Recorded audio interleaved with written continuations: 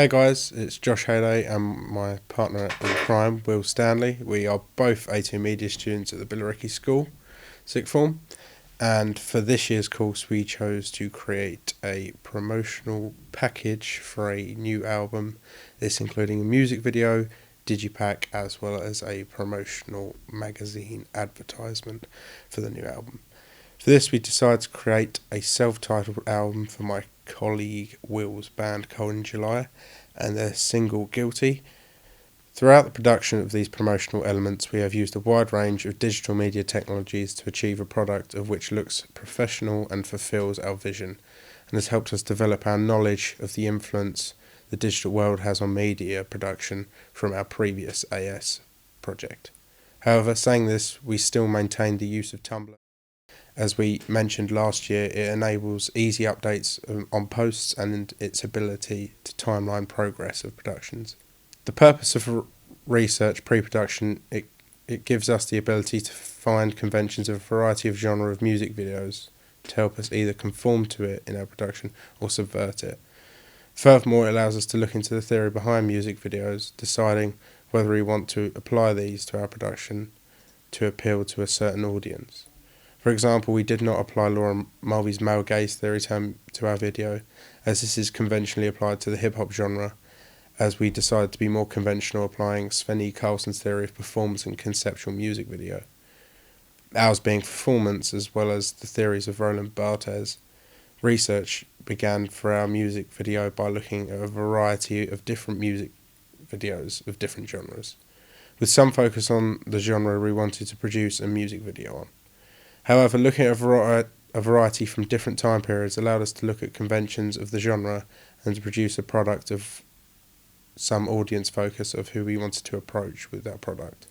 Examples of our research included researching into Jay-Z's 99 Problems, Johnny Cash's Hurt, as well as Ed Sheeran's A-Team and Linkin Park's Faint. We split our research into categories: narrative, mise-en-scène, editing, relation to theory. We felt this was the best way to approach the research. Obviously, for this research, we had to use the videos which we had watched through YouTube. Also, we posted our own evaluations and analysis on Tumblr so we could compare with fellow students on our analysis. For our focus group, we decided to choose a variety of students of different gender and background to help us get an opinion toward a wider audience, even if the genre of music video may not be of their personal taste. For our focus group, we arranged it around a Facebook Messenger group chat. This technology was useful to use as all members could contribute to the chat and all media which we put forward to our group could be shared on this platform. Furthermore, for more important decisions and review, we set up camera interviews through using a DSLR camera and tripod, again the same as last year, enabling members of the group to fully express their opinion of our work and which direction it needed to take. However, I think that pre-production research could have been enhanced further if we exploited this technology.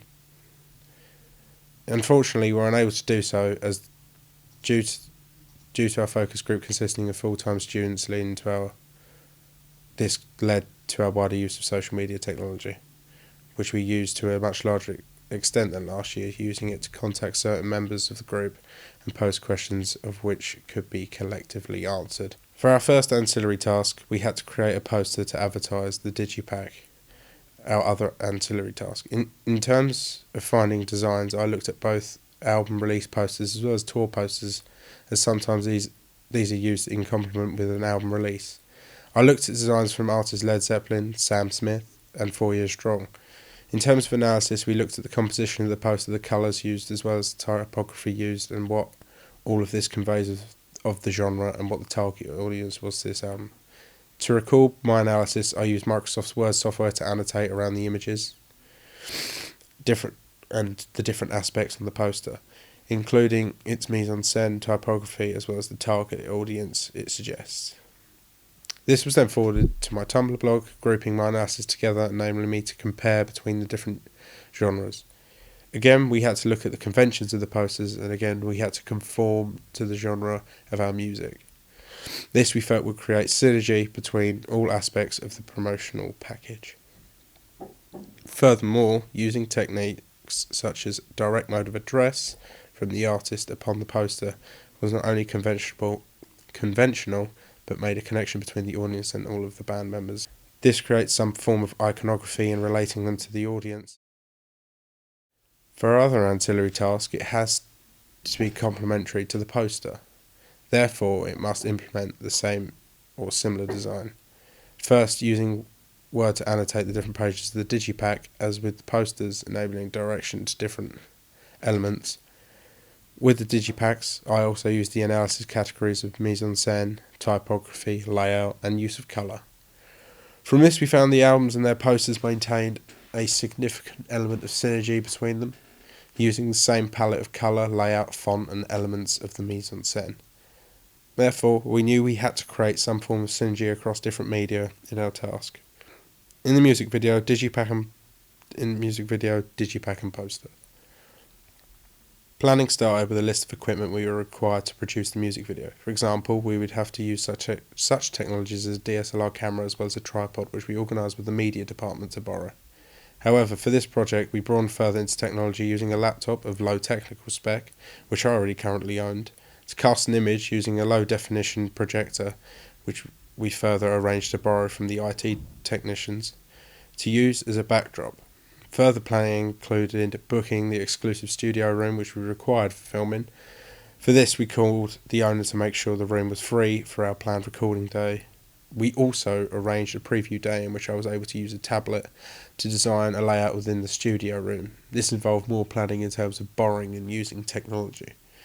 In comparison to the task at AS, despite the need for more locations for our AS project, it was comparatively easier as all locations were in a close proximity to our homes and the school. However, with the studio being in Upminster, planning needed to be more thorough as we were further away from resources.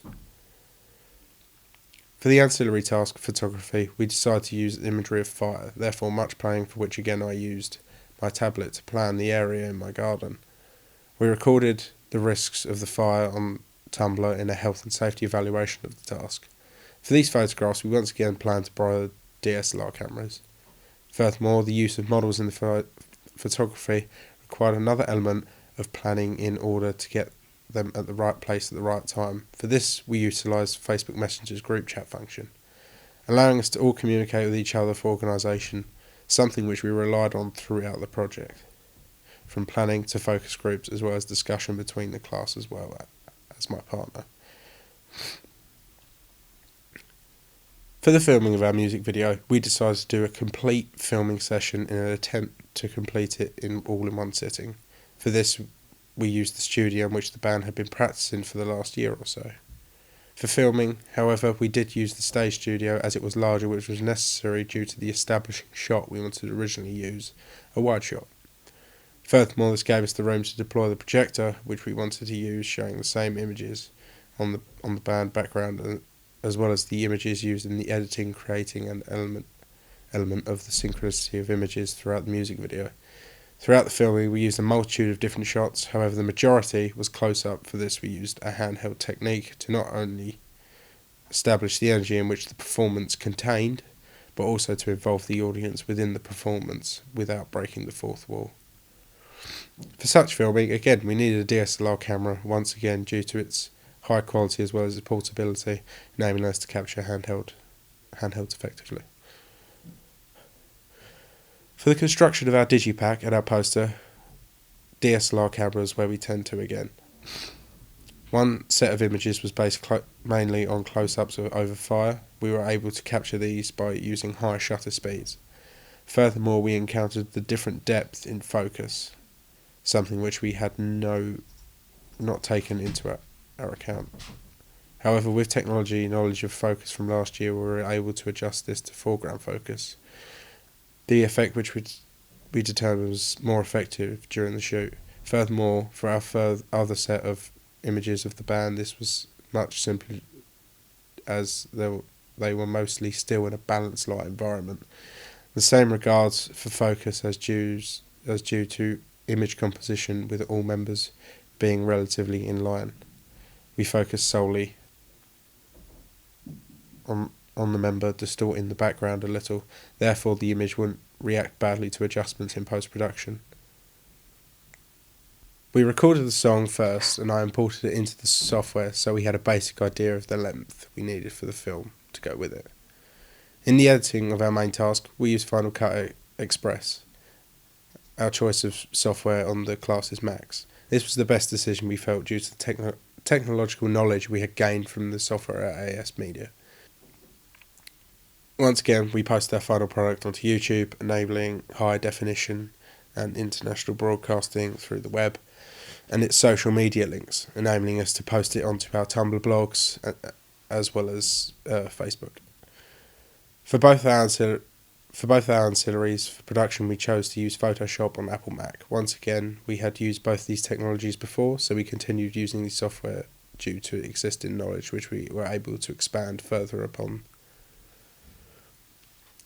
Looking back on our A2 Media project, I believe that both me and Will have advanced from AS effectively in our use of technology throughout all elements of the creative process, this including consumer technology like Facebook Messenger and digital planning, as well as new media technology through the use of new techniques discovered on previously used software, e.g. Dissolve.